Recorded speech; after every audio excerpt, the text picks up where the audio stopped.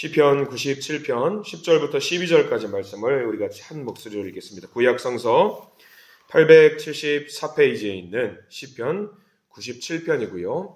10절과 11절과 12절 이 세 절 말씀을 같이 읽겠습니다. 그래요, 우리 10절 말씀 같이 읽습니다. 여호와를 사랑하는 너희여 악을 미워하라. 그가 그의 성도의 영혼을 보존하사 악인의 손에서 건지시느니라. 의인을 위하여 빛을 뿌리고 마음이 정직한 자를 위하여 기쁨을 뿌리시는도다. 의인이여 너희는 여호와로 말미암아 기뻐하며 그의 거룩한 이름에 감사할지어다. 아멘. 오늘 이 말씀 가운데 하나님의 은혜가 있길 간절히 기도하고 소망합니다. 우리 기도하는 마음으로 먼저 고백합니다. 하나님의 은혜가 지금 저에게 임하기를 기도합니다. 우리 옆 사람 축복하면서 하나님의 은혜가 지금 여러분에게 임하기를 기도합니다. 복된 날 되시기 바랍니다. 복된 한 주 되시기 바랍니다. 특별히 이번 한 주간은 우리 수험생들을 위해서 기도하는 시간이 좀 되었으면 좋겠습니다. 나중에 또 주보를 참고하시고 명단을 불러드릴 텐데 우리 수험생들을 위해서 열심히 기도하셔서 좋은 결과를 얻을 수 있는 우리 학생들이 될 수 있도록 우리가 기도했으면 좋겠습니다. 자, 오늘 97편 말씀을 보게 됩니다. 오늘 시편 97편 말씀을 전체를 다 보면은요, 아마 이 문장으로 정리할 수 있어요. 요약이 될 수 있습니다. 뭐냐면 악을 미워하라, 이 한마디로 정리할 수 있어요. 악을 미워하라. 아마 악을 미워하라 이 말에 모두들 거부 반응이 아무도 없으실 겁니다. 악을 좋아하는 사람이 세상에 어디 있겠습니까? 정말 모든 분들이 악을 싫어한다라고 고백을 하실 거고요. 아멘으로 당연히 화답을 하실 겁니다. 악을 좋아하는 분이 없으니까요. 근데 이게 좀 보면은요, 미워해도 악을 미워하는데 악을 미워하지만 내가 악을 행하는 경우들이 분명히 있습니다. 분명히 나는 악을 미워해요. 악을 하지 말아야 된다는 것도 알고 있는데 이상하게 내가 악을 행할 때가 분명히 있다라는 사실입니다. 여러분들의 마음을 한번 점검해 보세요. 나는 악을 분명히 싫어해요. 악한 행동도 싫어하고요. 악한 말도 싫어합니다. 그러면 내가 의인이냐? 내가 의로운 사람이냐? 악을 하지 않기 때문에, 악한 행동을 하지 않기 때문에 내가 의로운 사람이냐? 이거 점검 반드시 해야 됩니다.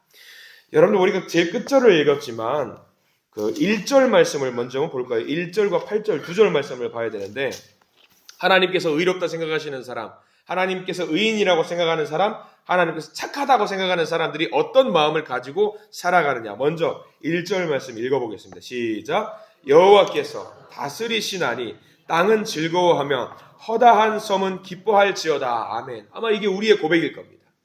우리의 고백일 거예요. 8절 말씀도 본다고 아까 말씀드렸죠. 8절도 똑같은 말씀이 나와요. 8절 읽겠습니다. 시작. 여호와여 시온이 주의 심판을 듣고 기뻐하며 유다의 딸들이 즐거워하였나이다. 땅과 섬이 기뻐한다라고 나와 있고요. 유다의 딸들이 즐거워한다랍니다. 이게 누구를 말하냐면 의로운 사람이에요. 하나님의 자녀들을 말합니다. 모두 즐거워하고 기뻐한다라고 성경에 나와 있어요. 그래요. 우리는 하나님의 자녀고 우리는 의인이고 의인의 백성의 삶을 살아가기 때문에 당연히 하나님을 바라보면서 우리는 즐거워하고 기뻐해야 합니다. 반드시 그래야 됩니다. 근데 이상하게 그렇게 되는 게 아닌 경우들이 분명히 있어요. 성경에는요, 의인에 대한 이야기가 있으면 반드시 악인에 대한 이야기도 있거든요. 3절과 4절과 5절 말씀이 반대되는 말씀이에요. 악인을 향한 말씀. 악인은 이렇게 될 것이다 라는 이야기가 3절과 4절, 5절 나와 있어요. 자, 한번 읽어보겠습니다. 3절과 4절, 5절 시작. 불이 그의 앞에서 나와 사방의 대적들을 불사르시는도다.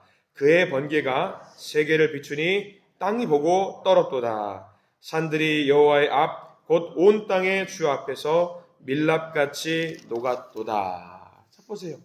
1절과 8절처럼 하나님을 바라보면서 의인의 삶을 살았던 사람, 분명히 즐거워하고 기뻐한다라고 해요. 저와 여러분들은 아마 이 1절과 8절의 고백, 그런 사람들이 되어야 될 줄 믿습니다. 반대로 3절과 4절과 5절처럼 양초처럼 녹아버리는 악인들에 대한 이야기도 분명히 하고 있어요. 두 개가 대조되죠. 여러분들은 어떤 자리에 서 있는 것 같아요? 분명히 여러분들은 고백할 겁니다. 목사님, 저는 의인의 자리에 서 있습니다. 의인의 자리에 서 있어요. 하나님의 자리에 서 있습니다.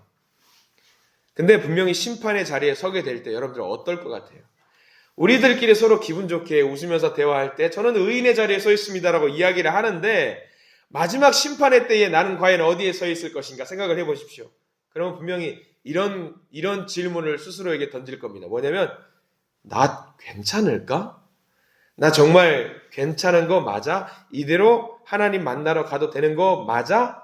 내가 심판받지는 않을까? 아마 이런 고민들을 다들 하실 겁니다. 학생들이 시험을 봐요. 중간고사나 기말고사를 본다고 해봐요. 수능 모의고사를 본다라고 해봐요. 모의고사요, 모의고사.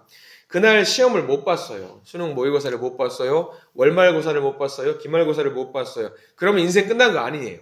왜냐하면 다음 시험을 또 보면 돼요. 혹여라도 그 시험을 잘못 봤을 때 다음번에 시험을 보면 됩니다. 그런데 하나님 앞에서 심판을 받는다라는 개념은 재수가 있거나 다시 보거나 그런 경우가 없어요. 딱 한 번이에요. 한 방이에요. 그러니까 우리는 무슨 고민을 하냐면 나는 의인의 삶을 살았고 선한 삶을 살았지만 하나님 앞에서 이런 고민을 하는 거죠. 나 정말 괜찮을까? 이런 고민을 하게 된다라는 거예요. 이 시간 우리가 예배 드리는 자리에 나왔습니다. 함께 기도하고 말씀을 보고 묵상하는 자리, 찬양하는 자리에 나왔지만 여전히 예배를 드리는 이 상황 속에서도 내가 십자가 앞에서 나 정말 괜찮을까? 생각하는 사람들이 많이 있다라는 거예요. 분명히 악을 미워해요. 나는 하나님의 자녀고 나는 의인이라고 고백을 하지만 나 정말 괜찮은 거 맞아? 이런 생각을 하게 된다라는 겁니다. 자신이 없는 거죠. 자, 2절 말씀 보세요. 2절 말씀 보면은요, 하나님의 통치를 이루는 두 가지가 나와요. 하나님의 백성들, 하나님의 자녀들, 그 자녀들을 어떻게 통치하시는지가 나옵니다. 2절 말씀 같이 읽습니다. 시작. 구름과 흑암이 그를 둘렀고 의와 공평이 그의 보좌의 기초로다 라고 나와 있어요. 구름과 흑암은 뭔지 알겠어요. 하나님의 임재를 상징하는 말입니다. 그러면 의와 공평은요? 하나님의 통치 방식이죠. 의와 공평, 정의와 공평. 많은 사람들이 나는 의로운 자이기 때문에 정의롭게 살아요. 공평하게 살아요. 정의와 공평을 다 좋아할 것 같아요. 사실 그럴까? 정의롭게 살면 좋죠. 공평하게 살면 좋죠. 근데 세상 사람들은요, 우리도 마찬가지일 겁니다. 특혜를 받거나 뭔가 더 누리는 것을 좋아해요. 다른 사람들이 누리지 못하는 것을 좋아해요. 그게 사실이고 현실이에요. 자, 비견한 예로 여러분들 이렇게 물어보면 분명히 대번에 이해가 되실 겁니다. 다른 집 아이는 시험을 못 봐도 우리 아이는 시험을 잘 봐야 돼요. 맞아요, 아니에요? 이게 우리의 마음이에요. 근데 이거는 뭐예요? 정의와 공평이 맞아요, 아니에요? 안 맞거든요. 이게 참 아이러니예요. 다른 집 아이는 수능 성적이 좋지 않게 나와도 내 아이는 어때요? 잘 나와야 돼요. 이게 정의와 공평이 아니거든요. 하나님의 통치 방식에 위반되는 거예요. 의인은요, 선한 사람은요, 하나님과 합한 사람은요, 이 하나님의 통치 원칙에 부합해야 돼요. 그게 의인이에요. 근데 실제로 세상을 살아가는 사람들은 뭐라고 생각하냐면 내 이익이 더 중요하다고 이야기해요. 아니, 같이 길을 가도 나는 좀 더 빨리 가야 돼. 같이 길을 가도. 근데 우리가 그것을 드러내놓고 말하지 못하는 이유, 내가 그렇게 말할 때에 내가 악인이라고 사람들이 평가할까봐, 겉으로는 내가 악을 좋아하는 사람인 것처럼 드러날까봐 그게 부끄러워서 드러내지를 못하는 이야기가 우리 주변의 이야기입니다. 이런 이야기도 있습니다. 어떤 마을에 한 사람이 다이아몬드를 주었다고요. 근데 그 물건을 줍게 되면요, 그 마을에는 한 가지 법이 있어요. 물건을 습득하게 되면요, 이 물건을 갖고 싶으면 광장에 가서 사람들이 모여있는 곳에 가서 소리를 질러야 돼요. 물건을 높이 들면서 이 물건의 주인이 있습니까? 하고 소리를 질러야 된대요. 그래가지고 아무도 그 반응을 하지 않으면은 그 물건이 이제 주운 사람의 소유가 된다고 해요. 만약에 여러분들이 길 가다가 다이아몬드를 주었어요. 그 마을 사람이에요. 그럼 이 다이아몬드를 갖고 싶어요. 여러분들 어떻게 하실래요? 조용히 있고 싶으잖아요. 근데 이 사람은요, 이 물건을 줍고 그래도 마음에 가책이 있었는지 광장에 가요. 언제 갈까요? 새벽 2시에 아무도 없는 시간에 가는 거예요. 가가지고 다 잠들었을 것 같은 시간에 손 들고 다이아몬드 잃어버리신 분 소리를 질렀대요. 아무도 반응을 안 해야 되잖아요. 근데 공교롭게 그 2시에 누가 안 자고 있었던 거예요. 그래서 광장에서 소리를 질러요. 뭐라고요? 안 들려요? 소리를 크게 말해봐요. 그러니까 그 말을 듣고 깜짝 놀라가지고 당신 그냥 자요. 당신 들으라고 한 말이 아니에요. 했대요. 이게 사람의 마음이에요. 이게 사람의 마음. 인간이 가지고 있는 이중적인 잣대. 나는 의인이라고 생각해서 난 할 도리를 다 한다. 그래서 광장에 나가요. 언제? 밤에. 이게 사람의 마음이라는 거예요. 욕심이 가득한 게 이 기본적인 사람의 마음이라는 거죠. 그러니까 이게 우리에게 주는 의미가 굉장히 커요. 오늘 97편 말씀이 굉장히 큰 의미가 있어요. 우리 기독교가 상징하는 단어가 있다라고 한다면 아마 용서라든가 사랑이라든가 이런 단어일 겁니다. 예수의 마음으로 용서해야 되고 예수의 마음으로 사랑을 해야 되는데 용서해야 되고 사랑해야 된다는 건 알아요. 근데 내가 손해를 보면 어때요? 나는 의인이에요. 용서하는 사람이고 사랑하는 사람인데 내가 손해를 보면 용서하고 사랑이라는 단어가 싹 사라져요. 내가 믿는 사람인데. 화도 나고 복수심도 일어나가지고 예수 믿는 사람인 것을 망각한대요. 그러면 이런 이야기를 쭉 곱씹다 보면은요, 이런 생각이 드는 거예요. 야, 내가 정말 믿는 사람인데 정말 오늘 97편 말씀처럼 하나님을 바라보면서 즐거워하고 찬양하는 의인이 맞나? 어때요? 이제는 자신이 없어져요, 우리가. 그럴 때가 있다라는 거예요. 악을 미워한다고 하는데 정말로 내가 악을 미워하는가? 아니라는 거죠. 아니라는 거예요. 오히려 악을 미워하는 것이 아니라 내 감정을 표현하는 방법으로 악한 것을 적절하게 이용할 때가 오히려 더 우리 많았을 거예요. 하나님 앞에 섰을 때에 진짜 나의 모습을 바라보면서 악! 하고 소리를 지를 때가 다가올 수도 있다라는 거죠. 그러니까 우리가 예수를 제대로 믿으면 됩니다. 예수를 제대로 믿지 않으면 그런 일이 발생돼요. 예수를 제대로 믿으면은요, 우리는 진짜로 변하게 됩니다. 그때는 정말 악이 미워져요. 하기 싫은 것을 정말 하지 않게 될 수 있고요. 해야 될 일을요, 하게 될 수가 있는 거예요. 예수를 제대로 믿으면 그렇게 완전히 뒤집어질 수가 있는 겁니다. 그렇게 악한 것을 완전히 미워해야지 우리가 하나님의 자녀가 될 수 있더라고요. 근데 이게 기적 같은 거예요. 여러분들 그게 내 힘으로 될 수 있을 것 같아요? 안 될 것 같아요? 내 힘으로 안 돼요. 내 힘으로 절대 안 돼요. 내 힘으로 할 수 없다는 것은요, 그게 뭘 말하냐? 누구의 힘을 의지해야 된다? 하나님의 힘을 의지해야 된다는 걸 말해요. 제가 오늘 말씀 말고 묵상하다가 이런 말씀이 있어서 한번 읽어드리려고 해요. 에스겔 36장 27절 말씀이 있어요. 이것도 역시 카톡으로 나눌 텐데, 또 내 영을 너희 속에 두어 너희로 내 율례를 행하게 하리니 너희가 내 규례를 지켜 행할지라. 이 에스겔 말씀이 뭐냐면 하나님의 영을, 하나님께서 그 영을 누구에게 둔다? 우리 각 사람에게 둔다라고 하는 거예요. 왜? 우리 힘으로 안 되는 거 알고 있기 때문에 그 영을 우리 각 사람의 마음에 심어준다라는 거예요. 그렇게 해서 너희들을 의로운 자로 만들어 주겠다라고 하는 거예요. 하나님도 아세요. 우리가 약해서 안 된다라는 걸 알고 계시기 때문이죠. 이거는 은혜예요. 은혜. 내가 할 수 없는 것을 가능하게 만들기 때문에 은혜입니다. 대한민국의 개신교 목사님이시고 여러분들 유명한 순교자이셨던 또 세계적인 성자로 추앙받는 목사님이 주기철 목사님과 더불어서 우리 지난주에 토요일 날 잠깐 보러 갔다 오신 분도 계시죠. 주기철 목사님과 더불어 한국 교회에서 존경받는 목사님 중에 한 명이 손양원 목사님이라고 계세요. 여러분 다 아실 거예요. 이 손양원 목사님은 스라에 사남 3녀를 두셨어요. 근데 그 큰아들과 둘째 아들이 순교를 당했습니다. 왜 순교를 당했느냐? 그 큰아들 이름이 손동인, 둘째 아들이 손동신. 1948년에 여순 반란 사건에 휩싸여가지고 순교를 당해요. 기독교, 하나님을 믿는다라는 이유로 순교를 당하더라고요. 근데 순교를 당하는데 그 두 아들을 죽였던 사람이 있어요. 비슷한 연령대 사람인데 이 두 아들을 죽였던 그 사람을 용서하고 손양원 목사님이 양아들로 입적을 시켜요. 그러면서 다른 사람들은 저게 가능한가 싶은데 손양원 목사님께서 하신 감사의 기도가 두 개가 있어요. 첫 번째는 이겁니다. 주님, 우리 가문에 한 사람의 순교자가 나와도 말할 수 없는 은혜라고 하는데 우리 가문에 순교자가 2명이나 나왔습니다. 하나님, 감사합니다. 하나님, 미국 유학 가려던 아들, 미국보다 더 좋은 천국 가게 하심에 감사를 드립니다. 라고 감사 기도를 했고요. 이게 1번. 또 하나 이런 감사가 있었어요. 하나님, 원수된 자를 양자로 삼을 수 있게 그 마음을 주신 하나님께 감사합니다. 라고 고백했대요.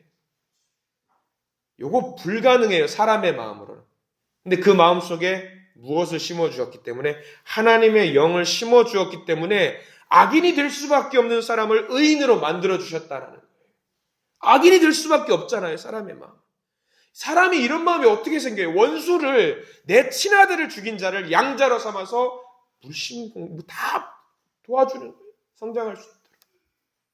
그 마음을 하나님이 주셨다라는 거죠. 손영원 목사님이 그 마음에 피어오르는 악한 것들, 악한 생각들, 악한 말들, 분노와 증오를 하나님의 마음으로 덮어주셔서 감사합니다. 이게 감사의 제목이었대요. 가만 보면 우리는 멀었어요. 아주 많이 멀었어요. 예수 믿는다고 하는데 사람이 바뀌어야 되는데 여전히 우리는 악한 마음으로 살아갈 때가 있다라는 거죠. 그러니까 오늘 시편 97편 말씀을 쭉 묵상하시면서 하나님, 내가 의인의 삶을 살 수 있도록 주님 인도해 주세요 라고, 변하게 해주세요 라고 여러분들 기도하셔야 돼요. 하루를 살아가면서. 악한 것이 미워지는 마음이야말로 정말로 성령 충만함입니다.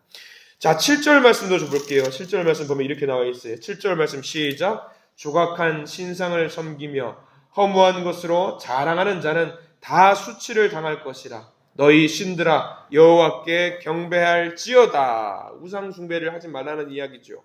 어떤 목사님이 동남아의 어느 나라에 여행을 갔다고 해요. 아침에 일어나서 이제 호텔의 창문을 내려다 보니까 호텔 앞 사거리에 어떤 종교 예식을 하는 사당 같은 게 있었나 봐요. 이 사당 앞에서 종교 예식을 하는 사람들이 많습니다. 근데 그 앞을 지나가면서 경건하게 절을 하고 향을 피우고 사람들이 지나간다라는 거예요. 그래서 그 목사님이 생각을 했대요. 야, 여기 나라 사람들은 종교성이 대단히 강하구나. 되게 착하고 선하고 바르고 의로운 사람들이 많이 있겠구나 생각을 했답니다. 근데 그 사당에서 경건하게 절을 하던 사람들이 조금만 나가면 뭐가 있냐면 어디로 가느냐? 관광객들에게 음란한 사진을 팔아요. 그리고 가짜 금시계를 팔고요. 또 매춘부를 소개하는 일을 하고 있어요. 의인이라고 생각하는 사람들이 그런 일을 한대요. 우상을 숭배하는 사람들이 그렇다라는 거죠. 속에 뭐가 있어요? 나는 의인이라고 생각하면서 이 일을 하는 거는 괜찮아라고 합리화를 시킨다라고 하는 거죠. 근데 우리는 어때요? 예수 믿는 사람이잖아요. 우리는 달라야죠. 달라야죠. 예배 드리고 세상으로 돌아가잖아요. 우리는 새벽 예배 드리고 아침 예배 드리고 묵상하고 세상 가운데 나가잖아요. 그리고 우리 속에 이 선한 마음을 담고 세상 가운데 나가야 되는데 나가자마자 악한 마음이 생기면 어떡해요? 안 되잖아요. 악을 미워하면 돼요. 하나님의 영광 가운데 내가 참여하는 삶을 살면 돼요. 어떻게 하면 되느냐? 방법까지 알려주셨어요. 아까 말씀드렸죠. 우리의 힘으로 되는 게 아니라고 말씀드렸어요. 10절 말씀 볼게요. 우리가 읽었던 본문인데 10절 말씀 함께 보겠습니다.